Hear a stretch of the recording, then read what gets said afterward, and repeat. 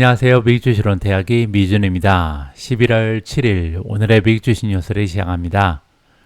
오늘도 변함없이 미국 주식 투자의 정석을 지키고 있는 미준에 오신 것을 환영합니다. 미국 증시가 또 올라갔습니다. 그러면서 6일 연속 상승 추세를 지켜내고 있는데요. 어제 다우존스는 플러스 0.10, S&P 500이 0.18% 올라갔고요. 나스닥은 0.3% 소폭으로 상승했습니다. 최근 들어서 이제 모멘텀이 굉장히 좋은데요. 스파이 그리고 QQQ를 통해서 현재 미국 증시의 모멘텀을 좀 체크하면 좋을 것 같습니다. 일단은 S&P 500을 추종하는 스파이에 들어가 있는데요. 모멘텀 클릭하시고 밑으로 쭉 내려오시면 이평선의 상황을 좀 살펴볼 수 있거든요. 현재 스파이의 주가는요. 10일 이평선 그리고 50일 이평선 위쪽에 형성이 되어 있습니다. 따라서 단기적으로 좋은 추세를 만들어냈고요. 200일 이평선보다는 2.77% 주가가 올라가 있는 상황입니다. 자, 이번에는 테크 주식, 특히 나스닥 100을 추종하는 QQQ를 좀 살펴보도록 하겠습니다. 일단 이평선을 좀 보시면요. 현재 QQQ의 주가는 10일 이평선, 50일 이평선, 100일 이평선, 마지막으로 200일 이평선 비교해서 주가가 상승해 있는 상황이다. 굉장히 좋은 추세죠. 따라서 지금 모멘텀이 굉장히 강력하다. 이렇게 볼 수가 있고요. 최근에 단기간에 주가가 많이 올라갔음에도 불구하고 RSI 지수는 59에 역시 머물러 있습니다. 따라서 조금 더 상승 추세를 기대해 볼 수 있지 않을까 개인적으로 희망을 가져보고요. 하지만 어제 상승 추세는요 그렇게 건강하지는 못했습니다. 그 얘기가 뭐냐면요, 핀비즈닷컴에 들어와서 지금 500대 기업의 주가 움직임을 살펴보니까요, 어제 S&P 500의 상승을 만들어냈던 종목들은 사실 메가테크 기업들 위주였습니다. 시가총액이 좀 커다란 종목들이 많이 올라가면서 플러스를 기록할 수 있었는데요. 사실 마켓 브레스는 굉장히 좀 좁았다. 따라서 올라간 종목보다 떨어진 종목이 훨씬 더 많았다는 것을 우리가 한눈에 파악해 볼 수가 있을 것 같습니다. 이번 상승 추세가 장기화되기 위해서는 마켓 브레스가 확장되는 것이 굉장히 중요하다. 이런 얘기를 우리가 많이 들어봤잖아요. 따라서 지속적으로 좀 주가 상승을 도모하기 위해서는 여러 종목들이 동시에 좀 힘을 내면 좋겠다. 이런 바람을 가져봅니다. 다음에는 미주온 탑12입니다. 어제 미주온 탑12 중에 5종목이 상승을 했고요. 엔비디아가 또 올라갔습니다. 1.66% 추가적으로 상승하면서 457을 찍고 있고요. 마이크로소프트가 플러스 1.06, TSMC 플러스 0.88, 아마존이 플러스 0.82, 우버가 0.82% 올라갔고요. 반면 떨어진 종목이 조금 더 많았습니다. 인피니언이 마이너스 0.13, 테슬라 마이너스 0.31, SMCI가 마이너스 0.95, 팔란티어 마이너스 1.85, 온세미컨덕터 마이너스 2.96, 나비타스 마이너스 3.08, 소파이가 6.49% 떨어지면서 가장 좋지 않은 추세를 만들어낸 종목이었습니다. 오늘 첫 번째로 준비된 기사는요, 미국 증시에 대한 전망입니다. 오늘 기사에 따르면 미국 증시에 간만에 굉장히 중요한 지표 하나가 발생을 했습니다. 그런데 이 신호가 잡히게 되면요, 그리고 나서 향후 12개월 동안 미국 증시가 상승할 확률이 무려 100%라고 합니다. 따라서 이번에도 같은 신호가 잡혔기 때문에 앞으로 향후 1년 동안 미국 증시가 상승할 확률이 100%다. 이렇게 좀 우리가 희망을 가져볼 수가 있는데요. 어떤 내용인지 굉장히 궁금하죠? 카슨 그룹에서 일하고 있는 수석 시장 전략가 라이언 디트릭이 나옵니다. 이 전문가가 소셜미디어 플랫폼 X에다가 다음과 같은 글을 올렸는데요. 지난주 금요일 날 스파이크 브레스 트러스트 인디케이터가 이제 반짝거렸다고 얘기를 합니다. 그런데 1945년 이후에 18번째로 매수 신호를 준 거고요. 그러면 과거에 17번 같은 신호가 잡혔을 때 어떤 일이 있었는지 살펴보니까요. S&P 500은 그 이후 12개월 동안 평균적으로 23.3% 상승했고요. 올라가지 않았던 해는 단 한 번도 없었습니다. 따라서 예외 없이 상승 확률이 100%였다. 이렇게 좀 우리가 긍정적인 역사적인 통계를 살펴볼 수가 있는 거죠. 이 지수는요, 전설적인 투자자 마티 츠바이크가 개발한 지표라고 하고요. 시장의 모멘텀을 측정하는 데 사용을 합니다. 그리고 특히 잠재적 상승의 시작을 판단하는 데 사용하는 굉장히 유용한 지표다. 이렇게 볼 수가 있겠죠. 자, 이 지표를 활용하는 방법은 굉장히 간단합니다. 여기 ZBT라고 나와 있는 츠바이크 브레스 트러스트가 10일 이내 굉장히 짧은 시간에 원래는 0.4 미만에 떨어져 있었는데 10일 안에 갑자기 0.615 이상으로 상승하게 되면 이 신호가 잡히는 거다. 이렇게 정리를 해볼 수가 있는데요. 여기만 들어서는 무슨 말인지 잘 모르겠죠. 자, 여기 나와 있는 츠바이크 브레스 트러스트를 계산하는 방법이 여기 설명되어 있는데요. 총 상승한 종목의 수 그리고 하락한 종목의 수를 계산을 해서요. 뉴욕 증권 거래소 상장 종목의 상승 비율을 구하는 겁니다. 따라서 전체 상장되어 있는 종목의 수 중에 올라간 종목이 더 많은지 떨어진 종목이 더 많은지 이 비율을 구한다는 거죠. 그리고 나서 이 비율의 10일 지수 이동평균선을 구한다. 이동평균을 구한다. 이렇게 보시면 되고요. 자, 그런데 10일 전에는 이 지수가 0.4 미만 따라서 미국 증시에 상장되어 있는 종목들 중에서 올라간 종목의 비율이 40%도 되지 않는 굉장히 좀 하락 추세가 발견되는 추세에서 갑자기 10일 이내에 이 지수가요 61.5% 이상으로 올라가는 거죠. 따라서 굉장히 좁았던 마켓 브레스가 갑자기 팽창하는 이러한 신호를 잡는 것이 바로 츠바이크 브레스 트러스트다. 이렇게 이해를 하시면 될 것 같습니다. 자, 앞에서 말씀드린 것처럼 과거에 이러한 지표가 발견이 된 이후에는요 12개월 이후에 주가가 여지없이 올라가 있었습니다. 자, 과거 17번 동안 평균적으로는 23.3%가 상승한 추세를 만들어냈고요. 평균 상승 추세는 22.9%였습니다. 따라서 이번에도 같은 지표가 반짝거렸기 때문에 향후 1년 동안 주가가 적어도 20% 이상 올라가지 않을까 기대를 가져볼 수가 있다는 거죠. 자, 간단히 이 지표를 얘기하면 2주 이내에 과매도 상태에서 과매수 상태로 전환되는 경우다. 이렇게 얘기하는 거고요. 이는 역사적으로 통계적으로 봤을 때 시장의 변곡점에서 발생하는 경향이 있다. 따라서 지금까지 한 8월달, 9월달, 10월달 계속해서 하락장이 지속되다가 갑자기 반전되는 그런 신호로 우리가 이해를 해볼 수가 있다는 거죠. 이 매수 신호는 S&P 500 지수가 올해 들어서 가장 큰 주간 상승을 마무리하면서 나왔습니다. 벤치마크 지수는 S&P 500을 얘기하는 거죠. S&P 500은 지난주 5.9% 상승했고요. 어제 추가적으로 올라갔으니까 이제 6% 올라간 거죠. 그리고 2022년 11월 이후에 가장 커다란 주간 상승폭을 기록한 바가 있다. 이렇게 지금 정리가 가능합니다. 자, 디트릭이라는 전문가가 얘기하기를요. S&P 500 지수는 2023년 4,600에서 4,700 사이에서 마감될 수 있다. 이렇게 그의 주장을 피력하고 있고요. 자, 만약에 그렇게 되면 금요일날 종가 대비 5.5%, 7.8% 따라서 미국 증시는요. 앞으로도 적어도 5% 많으면 한 7.5% 이상 상승할 여력이 있다라고 디트릭이라는 전문가는 얘기를 하고 있습니다. 자, 물론 츠바이크 브레스 트러스트는 하나의 지표일 뿐이죠. 따라서 연말까지 시장에 어떠한 변수가 작용하는가, 새로운 이벤트가 발생할 수 있잖아요. 따라서 여기에 의해서 영향을 받을 수 있다는 점은 우리가 충분히 좀 감안을 할 필요가 있습니다. 다음으로 준비된 기사는요, 미국 경제에 대한 전망입니다.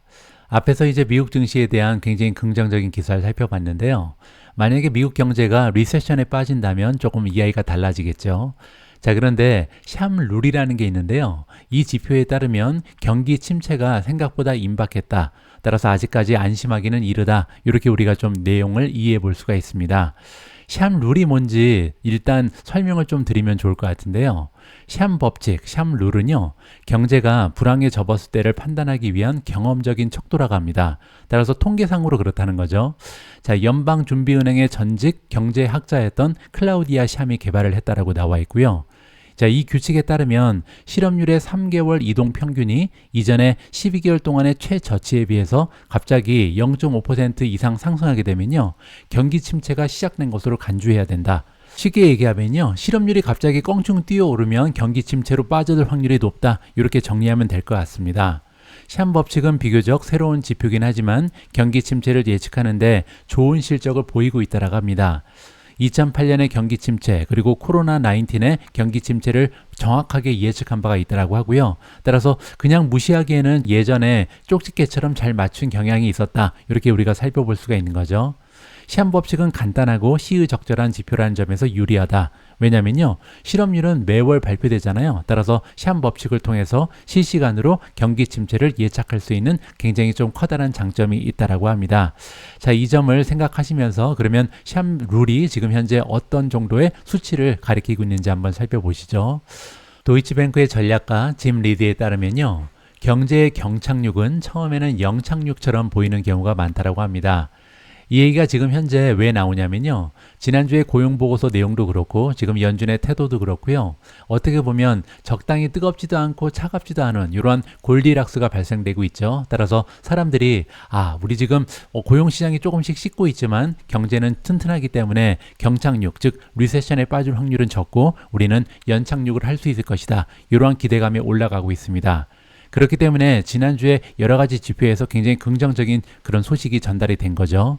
자, 여기 나와 있는 것처럼 지난주 공급관리자협회 ISM이라고 부르고요. 연준, 고용보고서, 그리고 나서 이제 새로운 비둘기파적인 환경이 형성이 됐다. 따라서 주가가 굉장히 좀 많은 폭으로 올라갈 수 있었다는 거죠.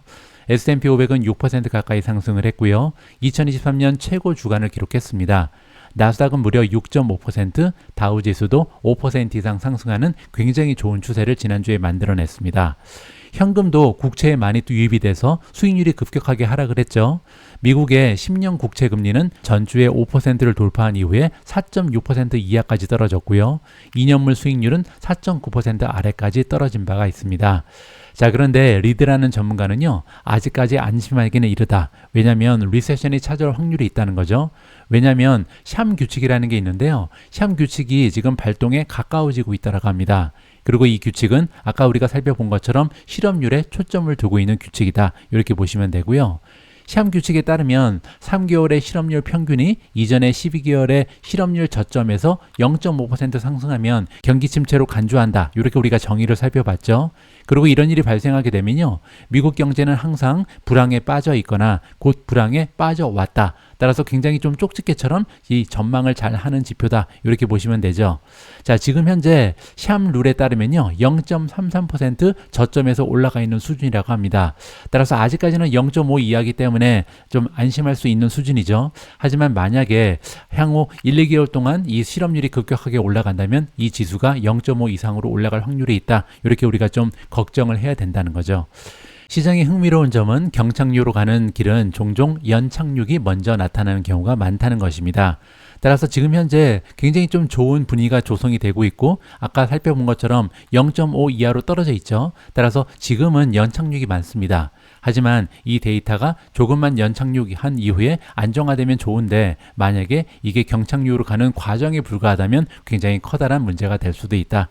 따라서 실업률이 굉장히 중요한 사항이다. 앞으로 고용보고서에서 실업률이 어떻게 변화가 되는지 향후에 1, 2개월 동안 많은 관심을 가지고 지켜볼 필요가 있을 것 같습니다. 다음으로 준비된 기사 제목은 굉장히 흥미롭습니다. 지금 현재 세계에서 가장 중요한 주식이 잘 버티고 있다. 이렇게 지금 기사 제목이 나와 있는데요.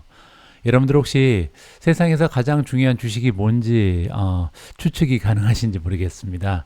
저는 처음에 애플 얘기하는 줄 알았습니다. 근데 이제 기사를 읽어보니까 엔비디아 얘기더라고요. 자, 기술적인 분석을 했을 때 지금 현재 엔비디아의 주가 흐름이 너무나 좋다라는 내용입니다. 한번 살펴보시죠. 주목할 만한 굉장히 중요한 기술적 수준을 검토하고 에버코어 ISI라는 투자기관에서는요. S&P 500의 지지선이 유지됐다라는 중요한 얘기를 하고 있습니다. 자, 그러면서 연말까지 잠재적인 상승 여력을 가리치는 추세를 확인했다. 따라서 지금부터 미국 증시는 상승할 가능성이 굉장히 높다. 이렇게 얘기를 했고요. 그뿐만이 아니라 현재 세계에서 가장 중요한 주식이라고 얘기한 엔비디아도 지지선이 굉장히 좀 확립돼 있다. 너무나 단단한 지지선이 있기 때문에 주가의 하락을 걱정할 필요는 없을 것이다. 이렇게 설명을 했다라고 합니다. 자, 일단 S&P 500을 보시면요. 채권과 주식의 상관관계가 매우 강한 양의 상관관계를 유지하고 있다. 그 얘기는 뭐냐면요. 채권이 올라가면 S&P 500도 올라간다는 거죠. 채권이 올라간다는 것은 가격을 얘기하는 겁니다. 따라서 채권의 금리가 올라가면 채권의 가격이 떨어지잖아요. 채권 가격이 떨어질 때 S&P 500도 같이 떨어지는 이러한 상관관계가 유지되고 있다는 거죠. 자, 그런데 수익률의 상한선이 구축이 되면서 이제 S&P 500에도 견고한 바닥이 형성됐다. 이 부분에 대해서는요, 제가 다른 기사 하나를 좀 살펴봤거든요. 이 기사에도 에버코어 ISI가 나옵니다. 자, 여기에서 이 투자 기관이 뭐라고 얘기하냐면요. 지금 채권 금리에서 5%가 굉장히 중요한 역할을 하는데 이게 일종의 저항선이라고 얘기합니다. 금리가 올라가면서 계속 막히죠. 5%에서. 그 얘기는 채권의 가격은요. 단단한 지지선이 있다는 거죠. 따라서 지금 현재 채권 금리가 계속해서 올라가면서 사실 채권에 반대 투자하는 그런 투자자들이 굉장히 많았거든요. 공매도를 했다는 거죠. 그런데 이 공매도꾼들이 5%에서 막히면서 계속해서 커버를 하고 있다, 빠져나가고 있다는 거죠. 자, 그렇게 되면요, 채권의 가격도 역시 단단한 지지선을 갖게 되는데 이런 지지선이 지금 주식시장과 함께 형성이 돼 있다. 따라서 S&P 500 역시도 여기에서 채권과 함께 단단한 지지선에서 반등을 시도할 수 있다. 이렇게 지금 얘기를 하는 거죠. 자, 그래서 여기 보시면 중요한 게 하나 나오는데요. 바로 이 그래프입니다. 이 그래프를 보시면 지금 2020년부터 이 바닥, 굉장히 단단한 바닥이 계속해서 유지가 되고 있다. 따라서 지금 현재도 S&P 500이 이 바닥에서 계속 반등을 시도할 수 있기 때문에 더 이상 하락할 수 있는 확률은 굉장히 적다라고 이야기를 하고 있습니다. 자, 따라서 이렇게 S&P 500이 굉장히 단단한 기초 체력이 있기 때문에, 단단한 지지선이 있기 때문에 연말의 목표 주가 4,450을 계속 유지한다라고 얘기했고요. 자, 그런데 목표 주가보다 더 올라갈 가능성이 있다, 이렇게 얘기하거든요. 따라서 4,607까지 오버슈트 가능성이 있다, 이렇게 지금 전망을 해주고 있습니다. 새로운 목표 주가가 나타난 거죠. 그렇게 되면요, 지금 현재 주가에서도 한 5.5% 정도 추가적으로 상승할 여력이 있다, 이렇게 지금 주장을 하고 있는 겁니다. 다음에는 엔비디아입니다. 엔비디아는 현재 세계에서 가장 중요한 주식이다. 그만큼 지금 주도주의 역할을 하고 있다는 거죠. 지금까지 2023년 미국 증시의 상승을 이끌고 있는 것은 바로 AI잖아요. 그리고 이 인공지능의 대표 주자가 엔비디아이기 때문에 엔비디아의 주가 흐름이 굉장히 중요한데요. 엔비디아의 주가 흐름 역시도 굉장히 좋다라고 합니다. 왜냐하면 과거 수개월 동안 $400까지 떨어졌는데 계속해서 반등을 하고 있다, 이렇게 지금 설명을 하거든요. 여기서 한 번 막혔죠. 두 번, 세 번, 네 번. 지금 네 번에 걸쳐서 400 근처에서 계속해서 반등을 합니다. 그 얘기는요, 너무나 단단한 지지선이 지금 형성이 돼 있다, 이렇게 우리가 이야기를 할 수가 있는 거고요. 따라서 에보코 ISI는요, 자, 이러한 지지선이 있기 때문에 엔비디아 주식도 600까지 올라갈 수 있다, 아웃퍼폼이다, 매수 의견을 재확인해 주고 있습니다. 참고만 하시면 좋을 것 같습니다. 다음으로 준비된 기사는 테슬라 관련된 소식이고요. 이 기사는 제가 어제 미존 유튜브 커뮤니티 포스팅을 통해서 미존 속보로 여러분들께 전달을 해드린 바가 있습니다. 조금 더 자세한 내용을 함께 살펴보면 좋을 것 같습니다. 로이터 통신에 따르면요, 테슬라는 독일 공장에서 25,000유로에 가까운 가격의 전기 자동차를 생산한다는 목표를 세우고 있는 것으로 나와 있습니다. 25,000유로면 한국 돈으로 환전을 하면 3,500만 원 정도가 되거든요. 따라서 한국에서 판매되고 있는 자동차랑 비교해도 오히려 더 저렴한 자동차의 가격이 나올 수 있는 거죠. 자, 이 소식통에 따르면 일론 머스크는 금요일 날 그리엔 하이데 인근의 기가 팩토리를 방문한 자리에서 직원들한테 이런 계획을 발표했다라고 합니다. 따라서 언제쯤 가능할지 모르겠지만 지금 직원들한테 얘기할 정도면요, 조금씩 구체적으로 계획이 잡혀지고 있다, 이렇게 우리가 기대를 해볼 수가 있는 거죠. 소비자 조사에 따르면 높은 이자율에 더해서 전기자동차의 가파른 가격대는요, 유럽과 미국에서 기술 도입을 막는 몇 가지 요인 중에 하나다. 제가 어제 방송에서 말씀드린 것처럼 지금 현재 테슬라를 조기에 살 사람은 다 샀습니다. 얼리 어댑터라고 부르는 사람이죠. 조금 더 앞서 나가는 사람들, 이분들은 이미 테슬라를 구입했거든요. 그런데 이제 중요한 것은 우리 같은 평범한 소비자들, 이 매스 프로덕션을 통해서 정말 많은 사람들한테 보급을 하기 위해서는요, 두 가지 문제점이 남아 있다는 거죠. 첫 번째는 가격이 더 떨어져야 되고요. 또 한 가지는 충전소가 너무나 많이 부족한 상황이기 때문에 누구나 이 충전에 대한 어려움을 느끼지 않고 충전할 수 있는 인프라가 도입이 돼야 된다. 이 두 가지가 해결돼야만 대중이 전기차를 선택할 수 있는 그런 시대가 도래할 것 같습니다. 자, 그런데 이 조사도 같은 조사 결과를 발표했다는 거죠. 자동차 리서치 회사인 자토 다이내믹스에 따르면요, 2023년 상반기 유럽의 전기차 평균 소매 가격이요, 무려 65,000유로가 넘는다고 합니다. 그 얘기는요, 9천만 원이 넘는다는 얘기죠. 따라서 1억 가까운 돈이 있어야 전기차를 살 수 있는 것이 지금 유럽의 평균 소매 가격이다. 그런데 중국은요, 31,000유로가 조금 넘는 수준이라고 합니다. 그렇게 되면 한 4,300만 원 정도밖에 안 되거든요. 그것 때문에 이제 중국 같은 경우는 지금 전기차 도입이 너무나 활발하게 진행되고 있는 거죠. 반면 유럽 같은 경우는 중국에 비해서는 조금 더딘 추세를 보일 수밖에 없다. 1억이나 내고 지금 전기차를 살 수 있는 사람이 그렇게 많지는 않을 거 아니에요. 자, 따라서 이 부분이 굉장히 중요하다. 앞으로 테슬라 역시도 저가형 자동차를 언제쯤 출시할 수 있는가, 이 부분이 굉장히 중요한 성장의 동력이 될 수 있다는 거죠. 일론 머스크는 여러분들 알고 계신 것처럼 굉장히 오랫동안 더 저렴한 전기차를 만들 계획을 발표해 왔습니다.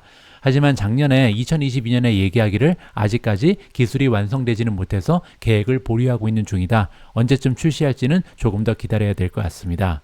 자, 그럼에도 불구하고 9월 달에 로이터 통신의 기사 내용에 따르면요. 테슬라가 생산 속도를 높이고 비용을 절감할 수 있는 획기적인 기술, 이건 뭐냐면요. 전기차 하부에 있는 모든 부분을 한 번에 다이 캐스팅한다. 하나에 그냥 주조해 버린다 이거죠. 이런 혁신에 가까워지고 있다. 따라서 이게 완성이 되면 드디어 저가형 전기 자동차가 출시될 수 있다. 이렇게 우리가 희망을 가져볼 수가 있는 거겠죠. 테슬라 주가는 최근 200일 이평선 평균을 다시 넘어섰습니다. 라고 나와 있는데요. 제가 다시 한번 확인을 해 보니까요. 또 한 번 떨어졌습니다. 어제 주가가 조금 떨어졌죠. 그러면서 지금 이동 평균선보다 0.1% 지금 떨어져 있는 상황입니다. 따라서 주가의 추세는 굉장히 좋지 않은데요. 10일 이평선은 지금 넘어섰기 때문에 조만간 반등을 할 수 있지 않을까 우리가 좀 기대감을 가져볼 수도 있을 것 같습니다. 현재 RSI 지수는요. 43.76입니다. 따라서 과매도된 상태는 아니다라고 정리가 가능합니다. 어제는 테슬라 관련해서 긍정적인 뉴스 하나가 더 있었습니다. 바로 루시드가 NACS 충전 네트워크에 합류한다라는 뉴스였는데요. 루시드 같은 경우는 이제 테슬라랑 약간 껄끄러운 관계죠. CEO들의 관계도 그렇고 어떻게 보면 굉장히 좀 경쟁 기업이기도 하고 따라서 루시드가 테슬라의 충전 네트워크에 합류한다는 것은요. 상징적인 의미가 있기 때문에 굉장히 반가운 소식이라고 이해해 볼 수가 있겠습니다. 루시드 그룹은요, 현재 복합 충전 시스템, 우리가 CCS라고 부르는 컴바인드 차징 시스템을 이용하고 있는데요. 자, 이 시스템을 이용한 모든 회사의 차량이 2025년부터는요, 어댑터를 이용을 해서 테슬라의 슈퍼차저 네트워크의 스테이션에 충전할 수 있게 됐다. 이렇게 지금 발표를 했습니다. 자, 그리고 또한 2025년부터는요, 북미 충전 표준, 우리가 NACS라고 부르는 노스 아메리칸 차징 스탠다드를 미래 차량에 통합할 예정이라고 발표를 했습니다. CEO 피터 롤린슨이 이렇게 얘기합니다. 테슬라의 NACS 표준을 채택하는 것은 고객들이 루시드 차량을 보다 안정적이고 편리하게 충전 솔루션을 접근할 수 있다. 따라서 굉장히 중요한 단계다라고 얘기했습니다. 따라서 테슬라가 대세라는 것을 인정을 한 거죠. 자, 미국 전역에 걸쳐서 더 많은 자동차 업체가 테슬라의 전기 자동차 충전 인프라를 이용하기 위해서 등록하면서 일론 머스크가 이끄는 테슬라의 슈퍼차저가 업계 표준이 될 날이 가까워졌다라고 정리를 해주고 있습니다. 자, 그 밖에도 지금 정치적으로도 좀 도와주는 주들이 있습니다. 여기 나와 있는데요. 테슬라의 충전 기술을 의무화했거나 의무화할 계획이 있는 미국의 주 목록이 나와 있는데요. 아마 여러분들 텍사스 주는 잘 알고 계실 겁니다. 텍사스에서는요, 전기차 충전 회사가 연방 기금을 지원받기 위해서는 테슬라의 플러그를 포함하도록 하는 계획이 승인이 됐고요. 켄터키도 마찬가지입니다. 켄터키주 역시도 주정부 지원 충전소에 테슬라의 플러그를 의무화했다. 이렇게 지금 파악이 되고 있고요. 자, 그 밖에도 두 개의 주가 더 있는데요. 워싱턴 그리고 플로리다 주입니다. 워싱턴 주에서는요, 연방 자금을 사용을 해서 고속도로에 전기를 공급하는 주 프로그램에 참여하기 위해서는 전기차 충전 회사에 테슬라 플러그를 포함하도록 요구할 계획이 있다라고 발표가 나왔고요. 플로리다 같은 경우는요, 1년 후부터 NACS를 의무화할 예정이다. 따라서 가면 갈수록 정말 테슬라가 북미 쪽에서는 대세가 되고 있다는 것을 우리가 직접 확인해 볼 수가 있었습니다. 제가 지난주 방송에서 마이크로소프트가 인공지능 관련해서는 정말 너무나 빠르게 움직이고 있다 이런 말씀을 드린 적이 있습니다. 왜냐하면 챗GPT가 나온 지 1년도 되지 않았는데 지금까지 마이크로소프트는요, 빙 검색 엔진에다가 인공지능을 탑재했죠. 그러고 나서는 엣지 브라우저, 자, 나아가서 오피스 365는 11월 1일부터 코파일럿이 도입이 됐습니다. 그래서 우리가 이제 워드라든지 엑셀, 파워포인트를 인공지능과 함께 구축할 수 있는 시대가 시작이 됐고요. 네 번째로 지난주에 발표하기를 윈도우 안에도 드디어 코파일럿이 설치된다. 윈도우는요, 사실 전 세계 컴퓨터의 한 70-80% 이상이 사용하는 그런 운영체제잖아요. 따라서 엄청난 일이 발생된 거죠. 자, 이렇게 마이크로소프트 혼자만 달려가는 것이 아니고요. 이번 기사의 내용에 따르면 오픈 AI, 따라서 인공지능을 지금 마이크로소프트와 함께 구축하는 파트너죠. 오픈 AI 역시도 엄청나게 빠른 진화의 모습을 보여주고 있습니다. 어제 나타난 기사에 따르면요, 역대 사상 가장 강력한 AI GPT-4 터보를 이번에 출시한다는 발표 내용입니다. 어떻게 보면요, 구글 입장에서는 조금 더 힘을 내야 되지 않을까 이런 생각이 듭니다. 왜냐하면 바드 가지고 지금 GPT를 상대할 수 없기 때문에 나타난 것이 바로 제미니잖아요. 그런데 아직까지 제미니는 출시가 되지 않았습니다. 그런데 그 와중에 지금 GPT 같은 경우는 GPT-4 터보까지 상위 버전이 오히려 발표가 되면서 정말 빠르게 움직이는 그런 모습을 보여주는 것이 오픈 AI다. 이렇게 우리가 인상을 받을 수가 있겠습니다. 오픈 AI는 월요일 날 사용자가 수학 교육이나 스티커 디자인 같은 다양한 작업을 위해서 개인화된 인공지능 앱에 액세스할 수 있는 마켓플레이스를 공개했다. 그러면서 소비자 비즈니스 확장에 대한 야망을 드러냈다라고 나와 있습니다. 소비자 비즈니스 확장에 대한 야망이라는 것은 돈을 벌어보겠다는 거죠. 자, 여기서 중요한 것은 두 가지입니다. 첫 번째가 개인화고요. 개인화라는 것은 각각 우리가 필요로 하는 니즈에 따라서 맞춤형 AI가 등장했다. 이렇게 보시면 되는 거고요. 두 번째는 드디어 마켓플레이스. 드디어 이제 인공지능을요, 이렇게 앱스토어처럼 사고 팔 수 있는 그런 기회가 열리게 된다. 이렇게 보시면 될 것 같습니다. 밑에서 자세한 내용이 나올 것 같고요. 전 세계 900명의 개발자가 모인 첫 번째 개발자 컨퍼런스에서요, 오픈 AI의 CEO 샘 알트먼이 개발자에게 생태계를 구축하기 위한 인센티브를 제공하기로 했다. 이러한 내용이 발표가 됐습니다. 자, 이 얘기는 굉장히 중요합니다. 왜냐면요, 생태계를 아예 오픈 AI 내에 구축하겠다는 겁니다. 그리고 여기에서 애플리케이션을 개발해서 너네도 돈을 벌 수 있다. 이러한 기회가 우리가 창출해 주겠다. 이렇게 발표가 나온 거죠. 자, 알트만은 2022년 11월에 출시된 챗GPT는 현재 주간 활성 사용자 수가 1억 명이 됐다라고 얘기합니다. 정말 빠르죠. 1년밖에 안 됐는데 지금 사용자가 1억 명이라는 것은요, 정말 전례 없이 엄청난 성장 속도다. 이렇게 볼 수가 있겠죠. 오픈 AI는 맞춤형 AI 앱을요, GPT라고 부르기로 했다고 합니다. 따라서 이제 세상에는요, 수많은 GPT가 구성될 수 있는 거죠. 왜냐면 사람에 따라서 필요한 AI 앱이 다를 거 아니에요. 그리고 회사에 따라서, 산업에 따라서 필요한 AI, 맞춤형 AI를 만들어서 GPT라고 부르면 된다. 이렇게 보시면 될 것 같고요. 이는 사용자를 대신해서 항공편 예약과 같은 실제 작업을 수행하는 AI 비서의 초기 버전이다. 이렇게 보시면 될 것 같습니다. 자, 여기 뭐라고 써 있냐면요, 결국에는 컴퓨터에게 필요한 것을 요청하기만 하면 컴퓨터가 모든 작업을 대신 수행하게 될 것이다. 정말 공상과학 영화에서 봤던 일이 실제로 일어날 일이 멀지 않았다. 이렇게 우리가 이해를 해볼 수가 있는 것 같고요. 자, 그리고 중요한 거 여기 나오죠. 이달 말부터 개발자들이 자신의 GPT를 공유하고, 따라서 아까 얘기한 것처럼 맞춤형 AI를 만들 수 있다 그랬잖아요. 그게 GPT인데 이 GPT를요, 공유할 수 있고 또 사용자 수에 따라서 수익을 얻을 수 있는 GPT 스토어를 출시할 예정이라고 합니다. 그리고 이 GPT 스토어가 오픈 AI 내에 존재한다. 이렇게 보시면 되겠죠. 자, 그뿐만이 아닙니다. 오픈 AI는요, GPT라는 맞춤형 AI 앱뿐만 아니라 상당한 비용 절감을 포함한 개발자 중심의 다양한 업데이트를 이번에 발표했다고 합니다. 따라서 우리는 개발자들을 위해서 우리의 문을 열겠다. 들어와서 우리와 함께 일하자. 이렇게 사람들을 포섭하는 거죠. 200만 명의 개발자들을 위해서 오픈 AI는요, 이전 GPT-4에 비해서 몇 배 더 저렴하고 훨씬 더 많은 데이터를 처리하는 새로운 GPT-4 터보 모델을 발표했다고 합니다. 자, 여기서 키는 두 가지죠. 첫 번째는요, 몇 배 더 저렴하다. 따라서 GPT-4를 이용할 때보다 수수료가 훨씬 더 많이 떨어졌습니다. 한 3분의 1 정도밖에 되지 않는다. 이렇게 이해가 가능하고요. 또 한 가지는요, 훨씬 더 많은 데이터를 처리할 수 있다. 이 얘기는요, 한 책 한 권 정도를 넣어놓고 이거 요약해줘. 이렇게 해도 이제 처리할 수 있는 능력이 GPT한테 생겼다. GPT-4 터보에는 있다. 이렇게 우리가 이해를 해볼 수가 있는 거죠. 이번 행사에는요, 사티아 나델라 마이크로소프트 최고 경영자가 컨퍼런스에 깜짝 등장해서요, 오픈 AI의 파트너십의 기초 모델 구축을 위한 고비용 경쟁에 대한 지원을 거듭 강조했다고 합니다. 자, 오픈 AI 뒤에는 마이크로소프트가 있다. 그리고 필요한 지원을 우리가 아끼지 않을 테니까 여기에 들어와서 생태계를 함께 구축하자. 이렇게 지금 개발자들한테 얘기했다는 거죠. 마이크로소프트는요, 오픈 AI의 지분을 49%나 가지고 있습니다. 따라서 오픈 AI의 성공은요, 곧 마이크로소프트의 성공이다. 이렇게 볼 수도 있고요.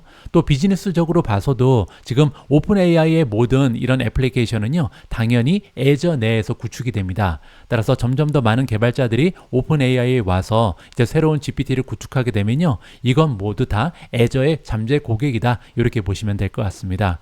따라서 저는 어제 있었던 이 컨퍼런스가요, 마이크로소프트 입장에서 엄청나게 커다란 호재였다. 어떻게 보면요, 인공지능 인공지능이라는 테크놀로지에서 지금 마이크로소프트가 정말 선두주자의 그 입지를 굳건히 한다라는 느낌을 받을 수 있는 그런 기사였다라고 해석이 가능합니다. 제가 지난달 10월 13일 날 ASML의 독점 시대가 드디어 끝난다라는 제목의 기사를 공유한 적이 있습니다. 일본 기업 캐논이요, 첨단 반도체를 만들기 위한 고급 장비를 공개했다라는 기사 내용이었거든요. 여기에 대한 후속 기사가 나와서 여러분들과 함께 읽어보도록 하겠습니다. 캐논의 CEO가 얘기하기를 우리 장비가 ASML 제품보다 훨씬 더 저렴할 것이다 라고 발표를 했는데요. 어느 정도 더 저렴한지 한번 보시죠. 캐논이 이번에 공개한 최첨단 반도체를 만드는 장비는요, 경쟁사 ASML 홀딩의 가격보다 훨씬 더 저렴할 것이다. 자, 미타라이 후지오가 최고 경영자 CEO고요. 자, 이 CEO가 얘기하기를 가격은요, 극자외선 노광 장비보다 한 자릿수 더 낮을 것이다. 따라서 0 하나가 없어진다는 거죠. 엄청난 차이가 있다라고 우리가 얘기해 볼 수가 있는 거고요. 참고로 ASML이 만드는 극자외선 리소그래피 장비는요, 2억 달러 정도가 된다고 합니다. 따라서 2억 달러에서 0을 하나 빼니까 2천만 달러 정도 된다. 이렇게 보시면 되겠죠. 지난달 캐논은요, 자사의 나노 임프린트 반도체 제조 시스템이 ASML이 구축하고 있는 극자외선 리소그래피 장비보다 사용하기가 쉽고 간단하다고 밝힌 적이 있습니다. 그 이름이 FPA1200NZ2C라는 기계인데요. 이 장비는 5나노미터 공정과 동일하게 반도체를 만들 수 있고요. 2나노미터까지 작게 만들 수 있는 가능성이 있다. 이렇게 지금 설명이 되고 있습니다. 하지만 미타라이 CEO가 인터뷰에서 또 뭐라 그랬냐면요, 이 장비가 EUV 기계를 대체할 수는 없을 것이다 라고 얘기했습니다. 따라서 아무래도 이제 성능에는 차이가 좀 있다는 것은 인정한 거죠. 미타라이가 얘기하기를 나노 임플란트 기술이 EUV를 추월할 것이라고는 생각하지 않는다. 하지만 새로운 기회와 수요를 창출할 것으로 확신한다.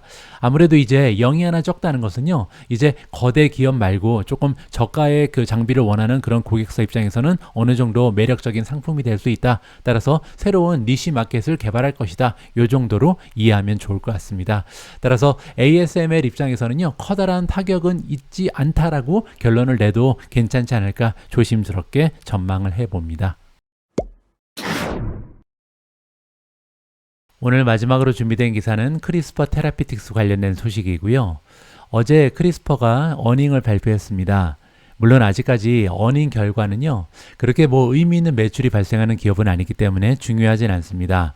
하지만 어닝 결과를 발표할 때 보통 파이프라인에 대해서 이것저것 업데이트를 해주거든요. 이 부분을 좀 관심을 가지고 지켜보면 좋을 것 같습니다. 일단 3분기의 갭 EPS는요, 주당 순이익이 마이너스 1.41, 당연히 적자 기업이겠죠. 컨센서스보다는 57센트를 추가적으로 만들어냈고요. 그리고 이제 현금은 굉장히 중요합니다. 어느 정도 버틸 힘이 있는지 우리가 살펴볼 필요가 있죠. 현재 현금이라든지 유동성 자산을 다 합치면요, 1739.8억 달러를 소유하고 있습니다. 따라서 2022년 1년 전에 비해서 조금 감소를 했죠. 자, 그래서 구체적으로 또 어느 정도의 발란스 을 가지고 있는지 우리가 점검을 해보면 좋을 것 같습니다. 크리스퍼 페이지 들어가셔서 서머리에서 밑으로 쭉 내려오시면요, 여러 가지 다양한 기업의 펀더멘탈을 우리가 측정해 볼 수가 있는데요. 일단 첫 번째로 여기 캐피탈 스트럭처 보시면요, 시가총액이 4빌리언 정도 됩니다. 토탈 대선 245밀리언입니다. 그리고 현금을 보면요, 무려 1.77빌리언을 현금으로 갖고 있는 기업이 크리스퍼다. 이렇게 볼 수가 있는데요. 두 가지 정도를 우리가 살펴볼 수가 있습니다. 일단 첫 번째로요, 부채가 굉장히 적죠. 현금에 비해서 부채가 현저히 적은 양을 가지고 있다. 이게 첫 번째 긍정적인 신호고요. 두 번째는 뭐냐면요, 시가총액이 4인데 지금 캐시가 1.77입니다. 따라서 시가총액이 그렇게까지 높지 않은 기업이다. 왜냐면 가지고 있는 현금이 거의 2빌리언 가까이 되는데 시가총액이 4빌리언이니까요. 굉장히 좀 저렴한 상태까지 주가가 많이 떨어졌구나라는 것을 우리가 살펴볼 수가 있는 거죠. 자, 그리고 밑으로 조금 더 내려오면 리스크 부분이 있는데요. 가장 아래 알트만 제스코가 있습니다. 이거는요, 지금 현재 이 기업이 파산할 확률이 어떻게 되는지 이거를 수치적으로 표시해 주는 건데요. 만약에 이 수치가 1.8 밑으로 떨어지면 파산 가능성이 높다, 이렇게 볼 수가 있는 거고요. 위험하다, 이렇게 보면 되죠. 그리고 만약에 3 이상으로 올라가되면요, 굉장히 안전하다, 재무적으로 굉장히 튼튼한 기업이다, 이렇게 우리가 살펴볼 수가 있습니다. 자, 현재 알트만 스코어가 6.84죠. 따라서 크리스퍼는요, 작은 기업이지만 지금 현재 현금성 자산도 굉장히 많고 부채가 없기 때문에 굉장히 안전한 투자처다는 것을 여기서 우리가 확인해 볼 수가 있을 것 같습니다.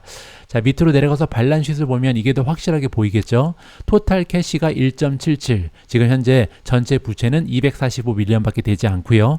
따라서 밑에 내려가서 토탈 데투 에퀴티를 보도록 하겠습니다.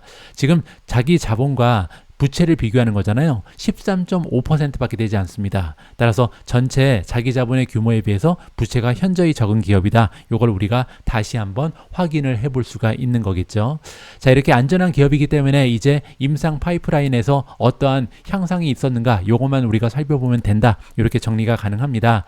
사마르 쿨칸이라는 크리스퍼의 CEO가 등장하고요. 이 CEO가 뭐라고 얘기하고 있냐면 3분기 동안 잠재적인 치료 가능성이 있는 유전자 편집 치료제의 광범위한 임상 파이프라인의 전반에 걸쳐서 상당한 진전을 이뤘다. 따라서 우리 굉장히 잘 나아가고 있다. 이렇게 지금 요약을 하고 있습니다.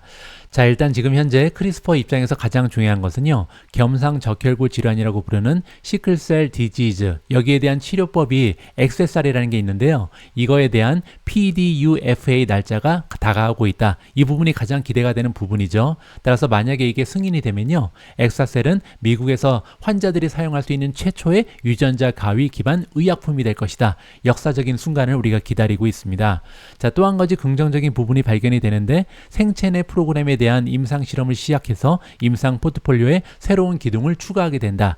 이 얘기는 뭐냐면요, 우리가 보통 크리스퍼 그리고 인텔리아를 비교할 때 두 부분이요, 두 기업이 지금 이 유전자 가위 치료제를 만드는 기법이 약간 다르거든요. 여기 나와 있는 인비보는요, 보통 인텔리아가 사용하는 방법입니다. 근데 이번에 크리스퍼 역시도 이 엑스비보 말고 인비보의 프로그램도 드디어 시도를 하고 있다. 따라서 범위가 넓어졌다. 이렇게 이해를 하시면 될 것 같습니다. 자, 여기 아래쪽을 보시면 제가 크리스퍼 테라피틱스의 파이프라인 하이라이트를 정리를 해놨는데요. 6가지 정도의 파이프라인이 나옵니다. 자, 그 중에서 2가지가 굉장히 임박해 있고 굉장히 중요하죠. 첫 번째는 앞에서 우리가 살펴본 시클셀 디지즈에 대한 엑사셀입니다. 자, 이거 같은 경우는요, 이미 자문위원회의 회의가 10월 30일 날 완료가 됐고요. 따라서 이 PDUFA가 12월 8일로 잡혀 있다. 굉장히 좀 얼마 남지 않았다. 한 달 있으면 결과가 나온다. 이렇게 볼 수가 있는 거고요.